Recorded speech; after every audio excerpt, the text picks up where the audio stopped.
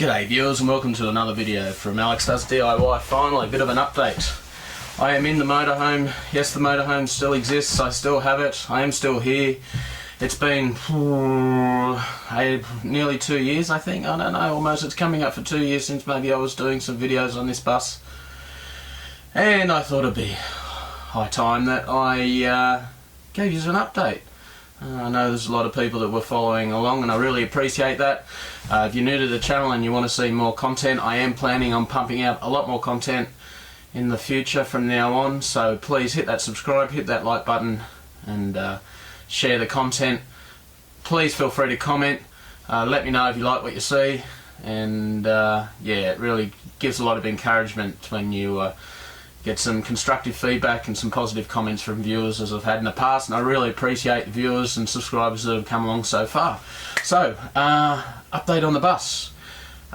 Let's see, I don't know what episode we're up to on the motorhome, building the motorhome. It's been a while, I think maybe 12, 13, 14, somewhere around there. It'll be in the description, so you know. I don't know, I haven't edited yet, you know, before I do.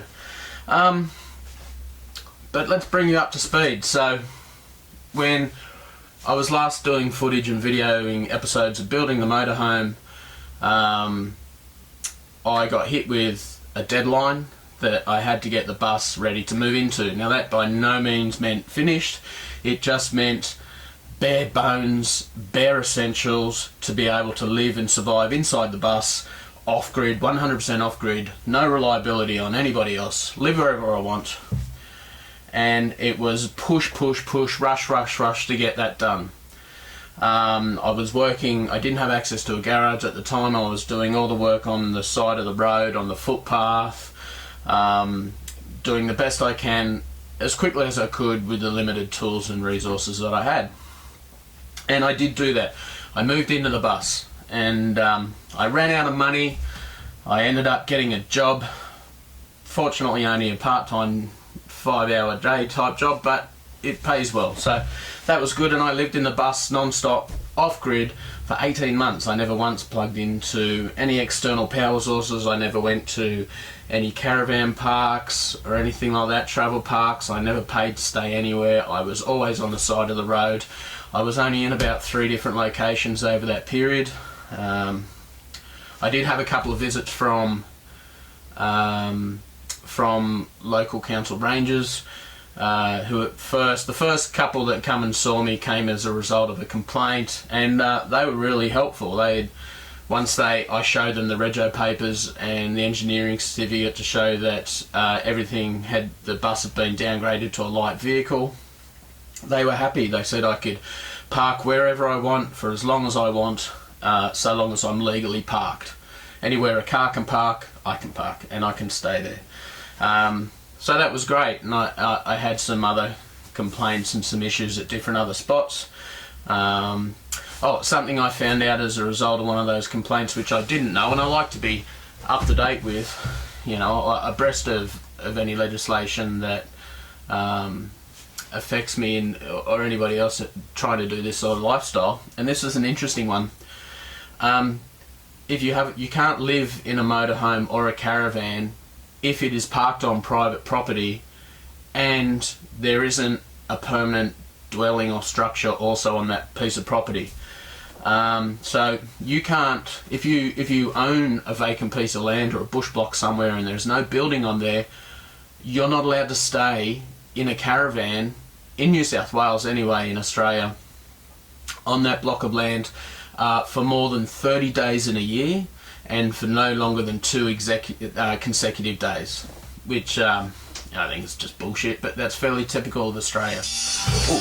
So if you own a vacant block of land, or someone else owns a vacant block of land, whether that be just a residential block or a bush block, an acreage, anything like that, and you've got a caravan and you've got or a motorhome or anything like that, a tent, you can only stay in your motorhome or caravan or tent on that block of land for no more than 2 consecutive days in a row, and no more than 30 days in total in a calendar year, which is just another example of how screwed up this country is, because really, who are you hurting? It's just a way for councils to get a bit more money out of you. So yeah, so I ended up living in the bus completely off grid for 18 months, enjoyed my time, certainly have no regrets. And then I've had the opportunity about 4 months ago to move into a house that I share with my son and his partner. And yeah, so the original idea was that it gave me access to a garage. I was going to completely finish this bus off and sell it, because there's no point hanging on to this if I'm going to be living in a house. Looking at market values and the closest comparisons in the second-hand market, I was looking at around about between 40 and 50,000. Things I was looking at and comparing to were nowhere near as well set up as to be as off-grid as this bus is. A lot of them had, you know, smaller solar powers, solar panels, smaller batteries, those sorts of things. So yeah, I was pretty confident I would get at least, I would have been happy for 40 or above. Mid-40s would have been nice. But I miss living in the bus.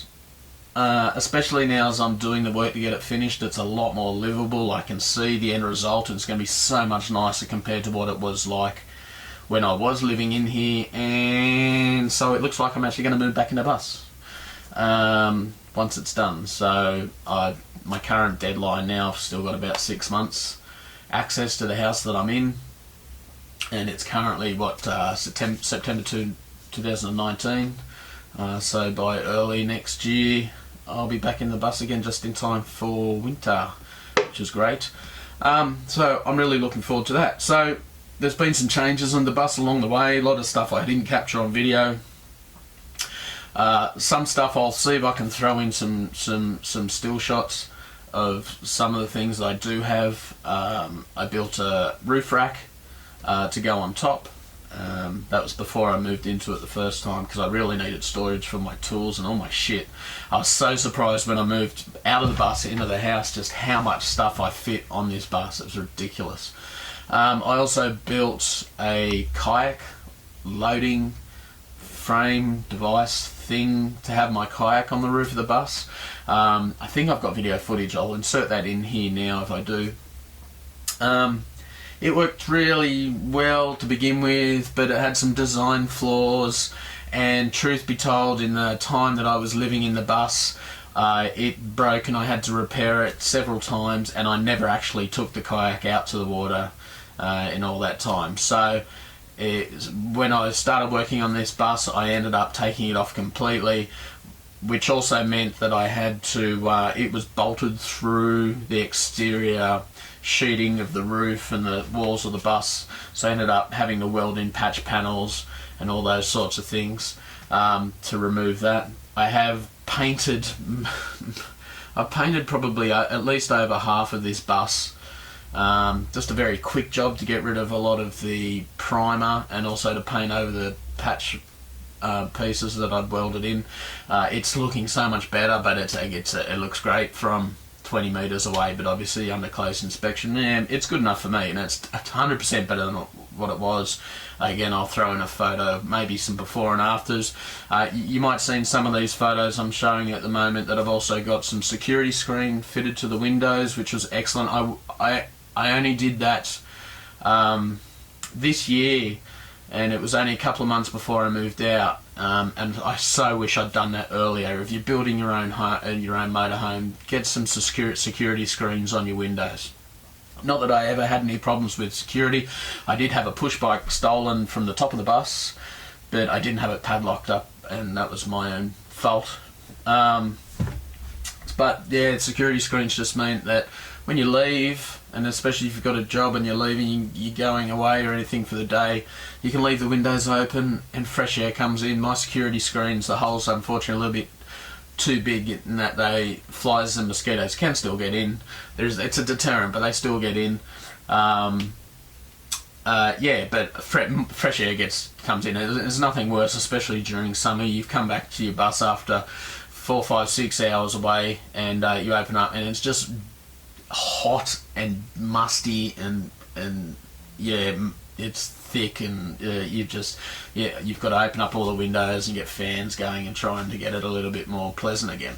So yeah, that was awesome. I wish I'd done that sooner, and of course security. It helps with security. Not that it would be impossible to get through them, but it's very much a deterrent. The other thing I did was upgrade the electrical cabling. Now, if you go back, or if you saw any of the installation of the batteries and the solar stuff, the cabling that I used was 70mm square cable, which I've got here. Here's an example. So about as thick as your pinky sort of thing, this sort of cabling, which was kind of the minimum recommended in the instructions for the inverter, I think, that's why I chose that. And it worked fine. I was running the air conditioner in the beginning up to 4 hours off the battery and the solar panels during the day during summer. What I didn't realise, I mean, the cables were getting warm, but over a period of time they were getting hotter and hotter and hotter. The cables were deteriorating, and it got to the point where just 5 minutes of the air conditioner running and you had smoke pouring off the cables. So yeah, not a great idea. It would set the smoke alarm off, and obviously it's a risk you're going to burn your motorhome down. So yeah, no good. So I ended up upgrading all the cabling to this size cabling. It's a bit frayed after all, but this is some Tesla grade shit. This is 95mm square cabling, and I haven't given it a thorough test. I've upgraded all the cabling between the two batteries and the inverter with this sort of stuff, and I did, you can see it's as thick as my thumb, so it's about twice as thick as the 75mm square stuff. I ran the air conditioner for about half an hour, and the cabling was still cold. They had not changed in temperature at all, not that I could detect. So yeah, that was really great that I did that. So that's good. So awesome. As for other changes that I've done around the bus, the work done so far, I'll take you around and give you a bit of a tour. Okay, so nothing's really happened in the cab at this stage. It's all as it was from factory. I did make a panel on the back here just to cover up some of the electrical cabling that comes through from the other side of this stuff here.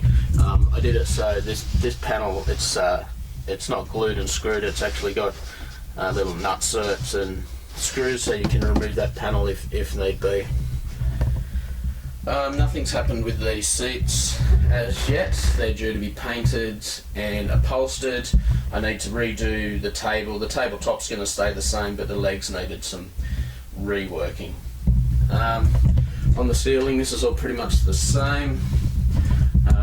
On this side, this is looking a bit rough at the moment. This is all going to get covered with carpet, so I'm not overly concerned with its appearance. You've got a door here, which I need to put a little handle on, but a door here to access the circuit breakers for each of the solar panels. And then this has all been, this cabinet here I've pretty much completely dismantled and started again. Again, it's all in ply. Put some doors on here, so we've got plenty of storage space. This is all new. That pipe running through there, PVC pipe, of course, is the piping for the factory air conditioning unit, which is down the back there, to supply cold air. Will come out of these ducts just for the cab and the cabin. However, the first time I took the bus out on the road, I did blow an AC line, so that has to be fixed. So as you can see down here in the kitchen, this has all now got plenty of cupboard space all the way down.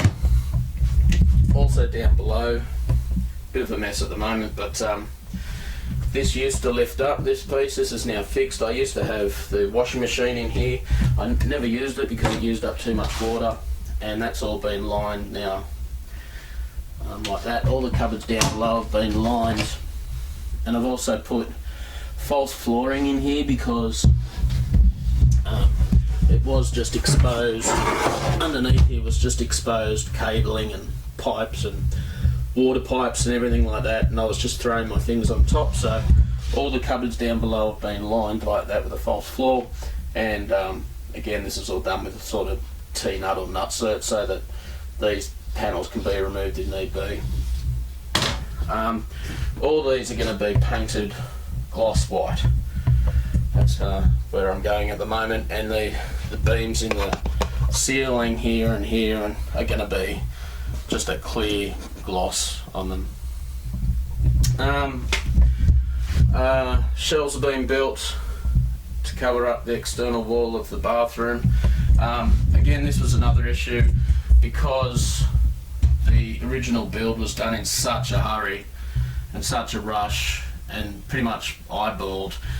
Nothing was really square, and so I've had an issue with kind of having to work around that.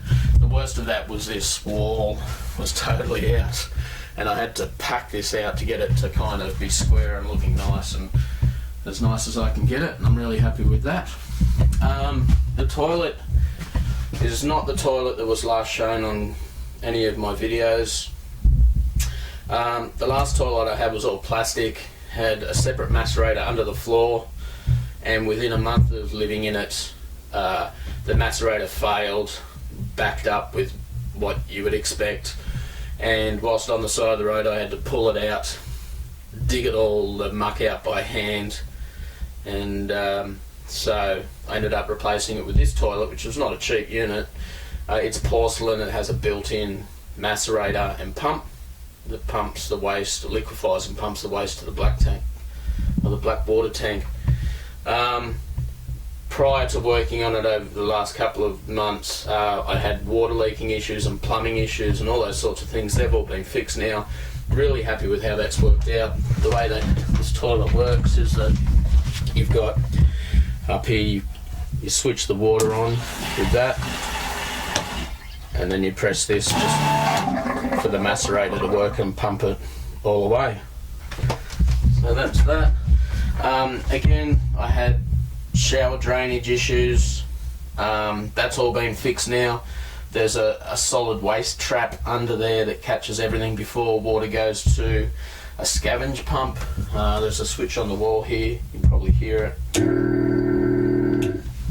Okay, because that sucks water out just because of the lie of the plumbing that was required to pump the water out to the grey water tank. I also upgraded the drainage plumbing from the kitchen sink. It used to take quite a while for that to drain, so it's got bigger piping in it now. I haven't got a solid waste trap in there, but I am planning on putting one in. Next, we've got this set of drawers here. This was just open shelves before, so now we've got these drawers. They're not on runners, they're just sitting in there, which is good. You don't want them sliding out anyway. The challenge with these drawers, as you can see, I mean, they're quite large. They go a long way back.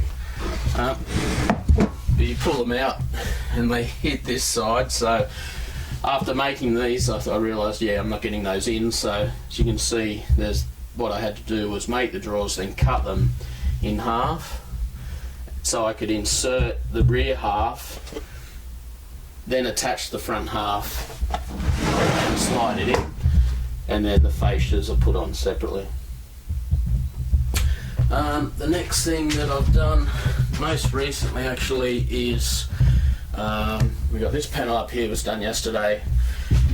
All the wiring and cabling, you may remember, is on this wall here, so I made this door. It has openings in it so you can access this as a switch to go between your generator and offshore power if you need it, and you can open the circuit breakers up there without opening this door. You open the door up and there's all your electricals. As before, a little bit tidier than they were before. I've still got to make a panel to go down here and box all this in, which will be done before the bed frame is made, which I haven't made yet. Wardrobe is still the same. I didn't show this on any of my videos before. This is obviously the TV mount. So this is a commercially available one that I hacked and cut up and welded back together and everything. The way this worked was I had a big 38-inch TV screen on here, which is big for a bus obviously, which pretty much filled this space as a door when it was on its side. So the way this works, it has a catch on the back you release here, and then the TV spins. It's like so to go to its normal position.